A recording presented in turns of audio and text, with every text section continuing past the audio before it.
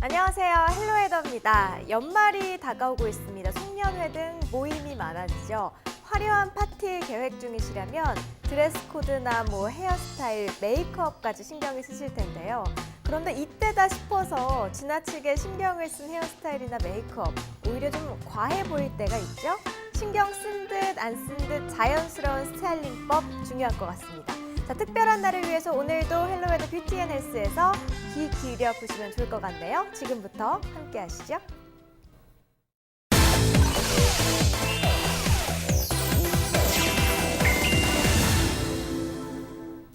네, 오늘도 스튜디오에는요, 김명애 헤어앤메이크업의 김명애 원장님 나와 계십니다. 원장님 어서 오세요. 안녕하세요. 안녕하세요. 시간이 참 빠릅니다, 원장님. 올해도 어느새 끝을 향해서 또 달려가고 있네요. 12월이에요. 12월이에요. 정말 빠릅니다. 우리나라 문화를 좀 생각해 보면 연말에 송년 모임을 굉장히 많이들 합니다. 송년이라는 것은 이 묵은 한 해를 보낸다는 것을 의미합니다. 그래서 우리나라도 이제 송년 모임이 굉장히 많이 발달돼 있는데요. 참 아쉽게도 근데 식당이나 레스토랑에서 식사를 하는 정도의 모임입니다. 그래서 좀 더 쉬우면서도 특별하게 이런 모임을 할 수는 없을까라는 생각이 좀 들어서요. 오늘은 우리나라에서 쉽게 적용할 수 있는 다른 나라의 편한 파티 문화를 한번 상식적으로 한번 알아보면 어떨까 싶습니다. 우리 원장님께서 또 파티에 대한 조예가 또 깊으시잖아요. 관심이 많아요. 네, 네. 실제로 플래닝도 많이 하시는 걸로 알고 있는데요.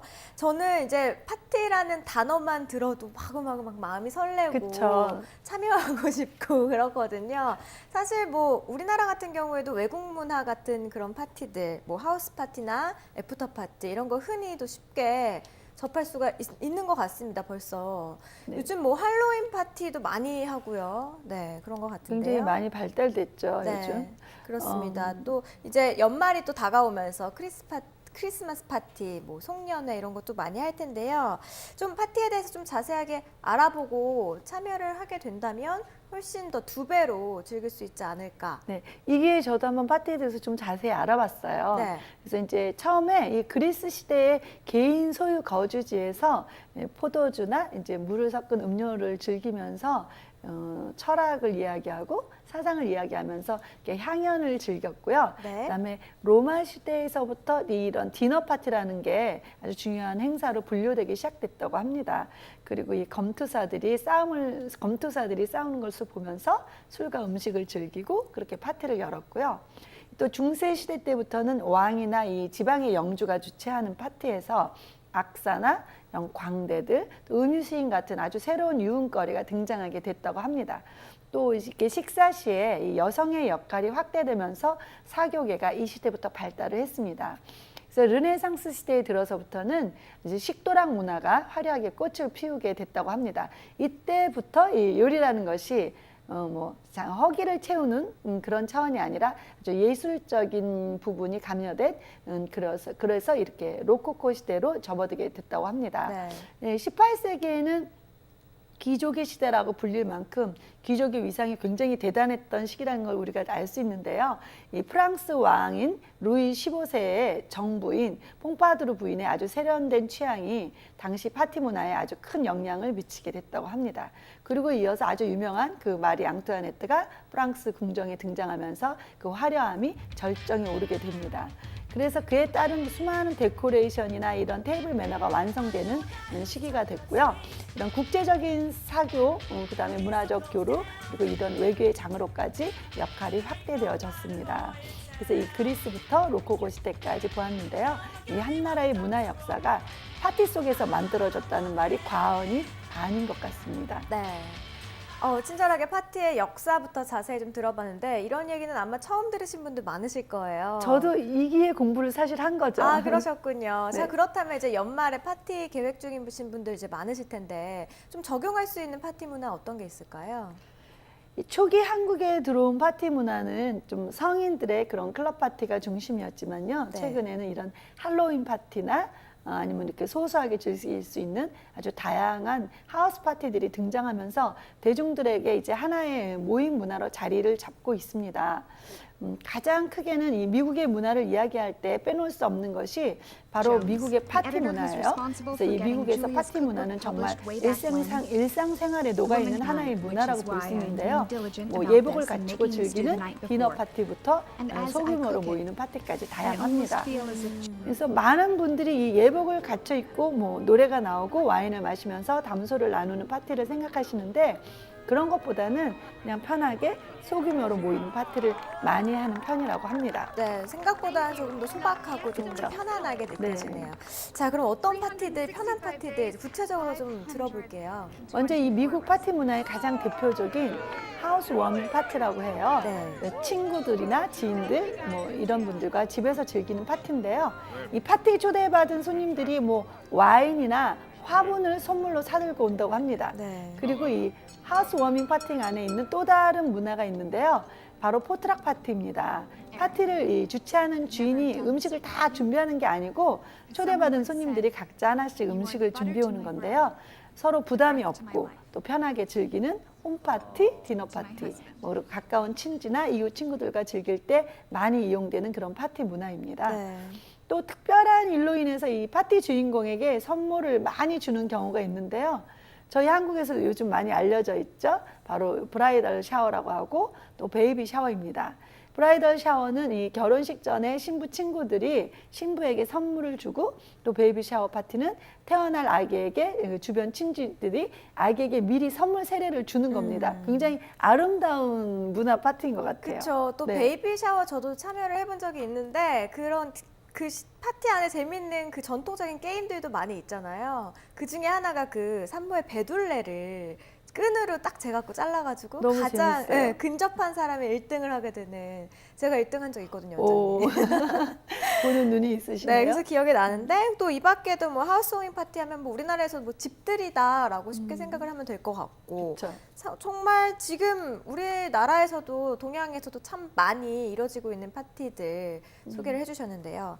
자, 그렇다면은 대부분의 파티들이 이제 서양에서 들어온 거잖아요. 왜 그쵸. 이렇게 서양의 파티가 더 발달이 된 건가요?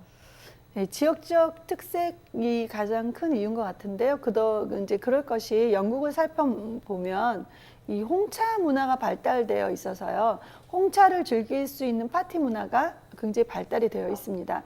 점심과 저녁 사이, 그리고 오후 4시에서 5시 사이에 뭐 스콘이나 케이크 등의 이런 티푸드와 함께 홍차를 마시면서 사교의 시간을 보내는 것을 애프터눈 티라고 합니다. 그래서 이 애프터눈 티는 영국인 전통적인 식사 습관으로 그 시작이 18세기부터라고 합니다. 그래서 오후의 차라는 의미로 공작 부인 그 안나 마리아에 의해서 처음 시작이 되었습니다.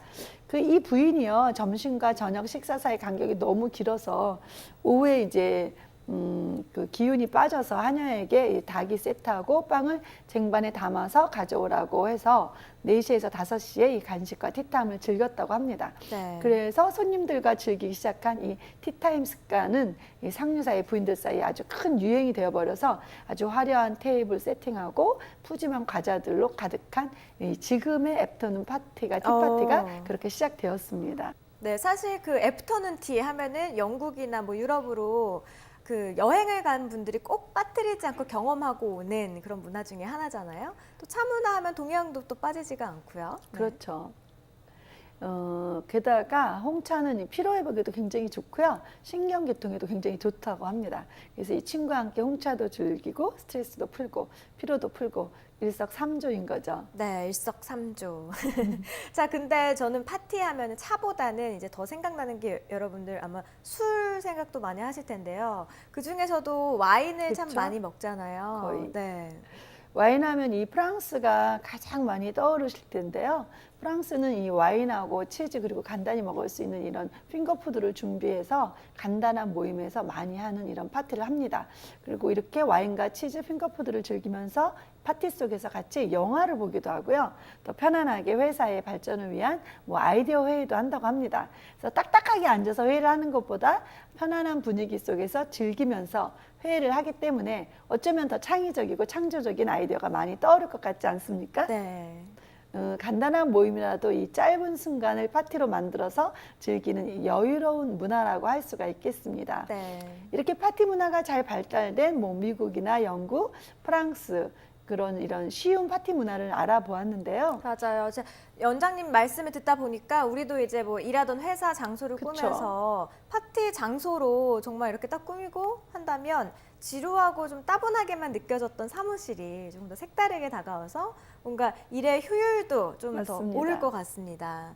또 연말에 우리 회사원들한테는 회식이 또 스트레스로 다가올 때가 많거든요. 너무 그거 좀 스트레스인 경우가 많은 것 같아요. 그렇죠. 강압적으로 뭐 2차도 가야 되고 3차도 가야 되고 이럴 경우가 많은데요. 문화를 좀 바꿨으면 음. 좋겠습니다. 네, 오늘 원장님께서 소개해주신 뭐 애프터눈 티 파티라든가 간단한 뭐 그러니까. 와인 파티 정도로 사무실 내에서 직접 꾸미게 그쵸. 된다면 뭐 예산도 줄어들게 되고 회사원들의 뭐 팀원들의 사기도 북돋게 그쵸. 되고 참 좋을 것 같다라는 생각이 드네요. 파티라는 게 거대하게 그 파티라는 그 단어 때문에 좀 잘못 왜곡되어 있는데 편안하게 생각하면 좋을 것 같고요. 그래서 저도 이번에 연말 파티를 가질 계획을 해봤는데요.